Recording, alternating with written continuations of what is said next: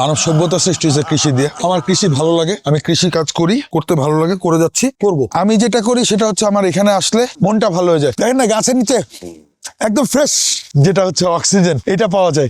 আনারসেন থেকে শরীর সেটি হয়ে যাবো ইনশাল্লাহ। নেশাগুলোই প্রফেশন, তো ওইভাবে বলতে গেলে আমি কিছু করি না, নেশাই করি। এইটা আমার ভালো লাগার খোরাক, মনের খোরাক। আমার ভালো লাগে আমার গরুগুলোকে আদর করতে, ভালো লাগে আমার কুকুরগুলোকে। কুকুর আমার বাসায় আছে, ওরাও আমার সাথে চলে আসে গাড়িতে। আমি জীবনে 2টা চাকরি করেছি, 2টা কোম্পানির ম্যানেজারিয়াল পজিশনে ছিলাম। আমি কন্ট্রাক্ট বেস কাজ করি, আমি বিজনেস ডেভেলপমেন্টে কাজ করি। একটা কোম্পানি শুরু থেকে স্টার্ট করে রান করে দেওয়া পর্যন্ত আমার দায়িত্ব। এরপরে ভাই আমি বান্দা পড়তে পারি না, আমি ছাড়া গরু, বান্দা পড়লে গুতায় মেরালাম সব। এখানে আমাদের আসলে জ্বালানির জন্য বাইরে থেকে কিছু কেনা লাগে না। এক হচ্ছে গরুর গোবর থেকে আমরা বায়োগ্যাস পাচ্ছি, তার পাশাপাশি এই যে গাছের বিভিন্ন ডালপালা দিয়ে দেখেন না, এই খড়িগুলো আমরা জমায় রাখছি। এইগুলা যে কোনো বিপদ আপদে কাজে দেয়, রান্না করি। আর এই জায়গাটাতে হচ্ছে আমাদের হাঁস আছে, চীনা হাঁস। এগুলো আস্তে আস্তে বাড়তেছে। এগুলোকে ধরেন হাঁস ডিম ফুটায়, বাচ্চা হচ্ছে।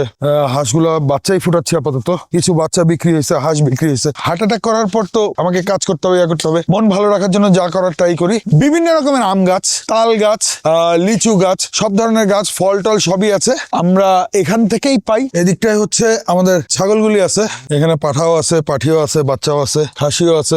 আমরা যেটা 2-3 মাস পর পর 1-2টা খাসি আমরা পাই, খেয়ে ফেলি। ওরা এখন সারাদিন খেয়ে নিজেরা চলে আসছে। মাচা পদ্ধতিতে আমরা ছাগল পালন করি। এইভাবে এখানে 30টার মতো ছাগল পালা যায়। আমি বেশ কিছু ছাগল বিক্রি করে এখন কমায় ফেলছি। গরু তো নেশা, আমি বলেছি না আমি নেশাই করি। গরুর নেশা আছে, গরু পালি। কুকুরের নেশা আছে, কুকুর পালি। গাড়ির নেশা আছে, গিটার বাজাই। তারপরে গাড়ির নেশা আছে, গাড়ি ব্যবসা করি। আর গরু হচ্ছে সবসময় ভালো লাগে। কুরবানি ঈদে আমরা অধীর আগ্রহে বসে থাকি যে বাবা কখন গরু কিনতে যাবেন। ছোটবেলা থেকে এটাই হতো। আর ছোটবেলা আমাকে যখন কেউ বলতো যে ইভান তুমি কি করবো, আমি বলতাম আমি গরু গাড়ির ড্রাইভার হবো। তো এই গরু গাড়ির ড্রাইভার থেকে গরু, আমাদের এই খামার থেকে প্রতিদিন 3টা গরু এখন দুধ দিচ্ছে। তো 3টা গরুতে অলমোস্ট 70 লিটার দুধ হচ্ছে, যেটা হচ্ছে আমরা 70 লিটার দুধ হচ্ছে, এবং ওই দুধটা আমরা স্থানীয় বাজারে বিক্রি করি। এটা 87.5% একটা বকনা বাছুর। ওর মার দুধের রেকর্ড হচ্ছে 25 লিটার। তো ওর মা যেহেতু 25 লিটার দুধ দেয়, আর ওর বাবার যারা প্যারেন্টস আছে তাদের ল্যাকটেশন অনেক হাই। তো এই বাছুরটা ধরেন আমাদের আছে। তো এটা যখন বড় হবে ভালোই লাগে, ঘরের বকনা, ঘরের বাচ্চা। এখানে আমি সপ্তাহে তো অন্তত 3 দিন আসা হয়। দাদা তো প্রতিদিনই থাকেন এখানে। এখানে আসলে হয় কি, এখানে এই যে আমাদের বিলের থেকে আমরা ধান পাই। এই পাশে যদি আপনারা খেয়াল করেন, বিলের থেকে ধান পাই। এই যে পুকুর, ওইখানে পুকুর মাছ পাই। এখানে বড়ই, এখানে জলপাই তো আছেই, আম গাছ, লিচু গাছ, সবকিছু ফল টল এখানেই। আপনি যখন এখান থেকে বের হওয়ার আসলে প্রয়োজন হয় না। ওখানে দেখেন আমাদের ভেড়াগুলো আছে কিছু। একটি বাড়ি একটি খামার যে প্রজেক্টটা, আপনার ধরেন যে একটার ওয়েস্টেজ আর একটার বাই প্রোডাক্ট। এই যে ভেড়াগুলোর তেমন কিছুই লাগে না, এরা চড়ে বেড়াচ্ছে।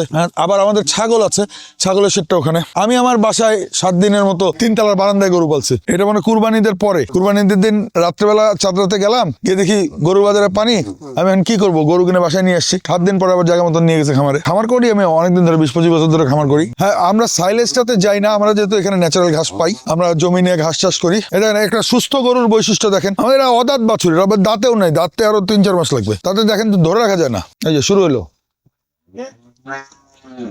কালু মামা যাও।